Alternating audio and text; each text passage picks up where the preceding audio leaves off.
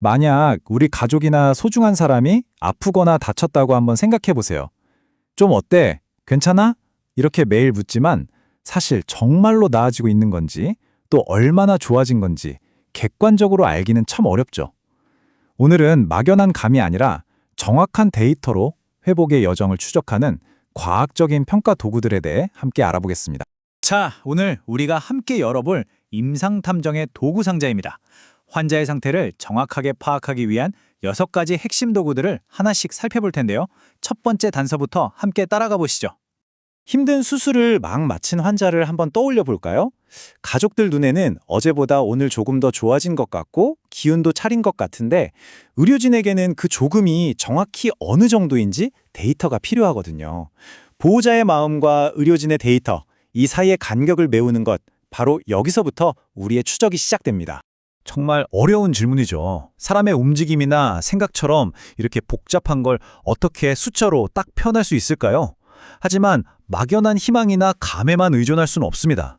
그래서 필요한 게 바로 과학의 눈으로 회복을 들여다보는 거죠. 자, 그 첫 번째 방법을 만나보시죠. 첫 번째 도구는 바로 독립성 점수표입니다. 우리가 매일 아무 생각 없이 하는 것들이요. 밥 먹고, 옷 입고, 이 닦는 거. 이런 기본적인 활동들을 ADL, 즉 일상생활 동작이라고 하는데요. 환자 스스로 이걸 얼마나 해낼 수 있는지를 점수로 매기는 겁니다. 회복의 가장 기본이 되는 척도라고 할 수 있겠죠. 이 독립성을 재는 대표적인 도구가 2가지가 있어요. 하나는 말 그대로 빠르게 체크하는 용도, 다른 하나는 아주 깊게 들여다보는 용도라고 생각하면 쉽습니다. 우선 빠르고 간단하게 핵심부터 파악하는 빠른 확인용 도구, MBI부터 한번 볼까요? MBI의 가장 중요한 포인트는 할 수 있을 것 같다는 가능성이 아니고요. 지난 하루 이틀 동안 실제로 어떻게 했는가를 본다는 겁니다. 바로 이 점이 MBI의 핵심이죠. 그러니까 아주 현실적인 날 것 그대로의 환자 상태를 알 수 있는 거예요. 이 표가 바로 그 점수를 해석하는 일종의 해독표 같은 겁니다. 예를 들어 어떤 환자의 점수가 70점이다. 그럼 바로 중등도 의존 수준이구나. 혼자 두면 좀 위험할 수 있으니 도움이 필요하겠네. 이렇게 바로 판단해서 구체적인 돌봄 계획을 세울 수 있게 되는 거죠. 자, 이번엔 심층 분석 도구인 FIM을 보겠습니다. FIM은 MBI랑은 좀 달라요. 단순히 몸을 움직이는 것만 보는 게 아니라 의사소통이나 기억력 같은 인지 기능까지 함께 평가하거든요. 그래서 훨씬 더 큰 그림을 볼 수 있습니다. 이 환자가 앞으로 얼마나 더 좋아질 수 있을지, 간병이 얼마나 필요할지를 예측하는데 아주 강력한 도구가 됩니다. 바이엠의 진짜 강력함은 바로 이 7단계 척도에서 나옵니다. 그냥 도움이 필요하다 이렇게 뭉뚱그리는 게 아니에요. 옆에서 그냥 지켜보기만 해도 되는지, 아니면 살짝만 도와주면 되는지, 거의 대부분을 도와줘야 하는지, 이렇게 아주 세밀하게 나누는 거죠.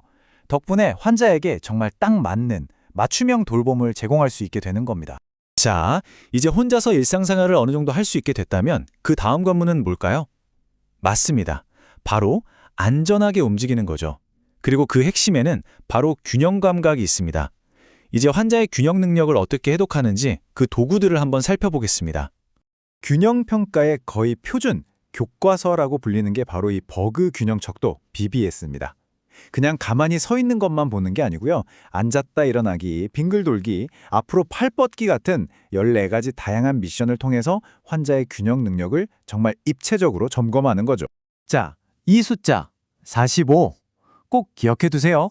왜냐하면요. 바로 이겁니다. BDS 점수에서 45점은 그냥 숫자가 아니에요. 이건 빨간불, 경고등이라고 할 수 있습니다. 이 점수 밑으로 떨어지면 환자가 넘어질, 즉 낙상의 위험이 기하급수적으로 높아진다는 아주 강력한 신호거든요. 그럼 의료진은 즉시 이분은 화장실에 안전손잡이가 필요하겠다, 미끄럼 방지 매트를 깔아야겠다, 이런 구체적인 조치에 바로 들어가는 겁니다. 이번엔 TUG, 일어나 걸어가기 검사입니다. 이름 그대로예요. 의자에서 일어나서 3m를 걸어갔다가 돌아서 다시 앉기. 정말 간단하죠? 그런데 이 짧은 동작 안에 균형, 근력, 기동성, 이 모든 게 다 들어있어요. 그래서 아주 간단하면서도 낙상 위험을 예측하는 데는 정말 똑똑한 검사입니다. 13.5초, 이번엔 시간입니다. 이 시간도 아주 중요해요. 네, 이 13.5초가 바로 TUG 검사의 마지노선이라고 할 수 있습니다. 만약 이 시간 안에 동작을 끝내지 못하면 낙상 위험이 높은 군으로 분류가 되는 거죠. 정말 단 몇 초 차이가 환자의 안전을 지키는 결정적인 단서가 되는 순간입니다. 자, 균형을 잡고 안전하게 설 수 있게 됐습니다. 그럼 다음은 당연히 걷기겠죠. 근데 그냥 걷는 게 아니라 얼마나 잘 또 얼마나 효율적으로 걷는지를 측정하는 보행의 과학, 그 세계로 한번 들어가 보겠습니다. 10m 보행 검사는 말 그대로 10m를 걷는 속도를 재는 건데요.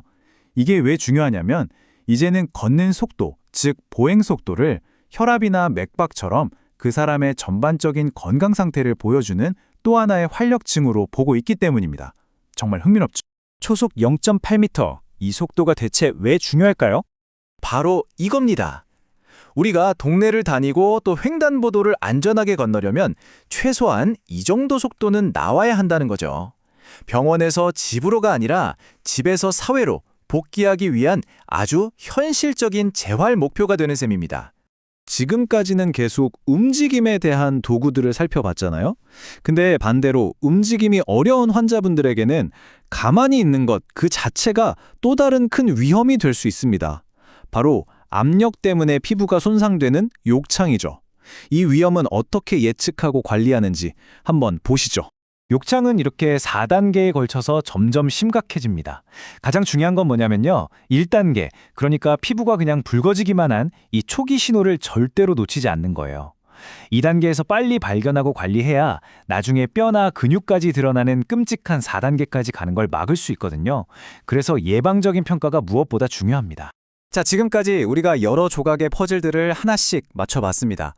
일상생활은 얼마나 혼자 할 수 있는지, 균형은 잘 잡는지, 걷는 속도는 어떤지, 임상 전문가들은 이 모든 퍼즐 조각들을 다 모아서 환자 한 사람에 대한 완전한 그림, 그러니까 종합적인 상태를 그려내는 겁니다. 바로 이 말이 오늘 내용의 핵심입니다. 여기서 나온 점수들은 그냥 딱딱한 숫자가 아니에요. 혈압이나 심박수처럼 환자의 상태를 한눈에 보여주는 기능적 활력 징후인 셈이죠. 이 모든 정교하고 과학적인 도구들은 결국 한 사람의 회복을 돕기 위해 존재하는 거잖아요. 데이터는 우리에게 무엇을 해야 할지 그 방법을 알려줍니다. 하지만 우리는 그 데이터 너머에 있는 누구를 위한 것인지 그 사람을 항상 기억해야 하지 않을까요? 오늘 준비한 내용은 여기까지입니다.